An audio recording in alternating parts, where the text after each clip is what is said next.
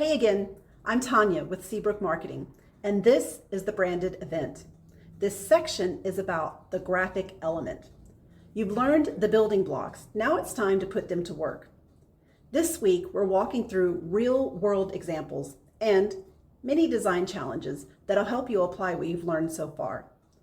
This is where everything clicks, so let's get into it. Let's do a mini design challenge. Imagine this. You've got a flyer with a headline, a bunch of text, and a call to action buried at the bottom. Your mission?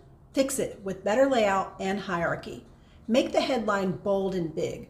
Shrink the details and put the call to action in the spotlight. Even just moving things around without changing the words can totally change how people respond. Try it this weekend and tell me what worked better. Want to know how I start almost every design? I ask two questions.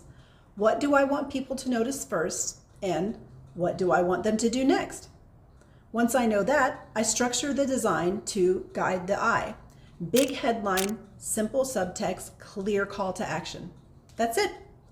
Whether it's a flyer, a social post, or graphic, it doesn't start with the colors and the fonts. It starts with the message.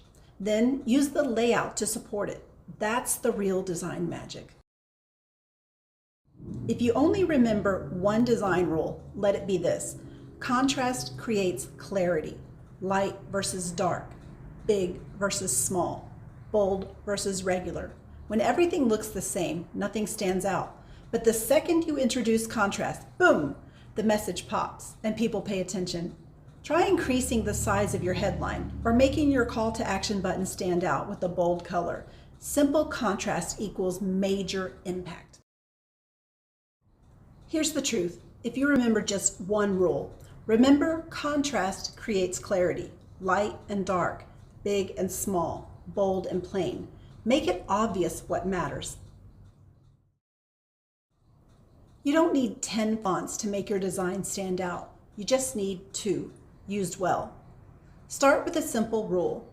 Use large, bold text for headlines. Use a smaller, lighter text for everything else. That instantly tells the viewer what's most important.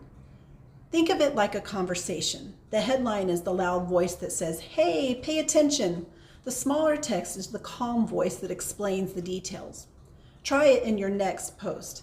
Big, bold headline, clean, simple body text. You'll be amazed how much easier it is to read.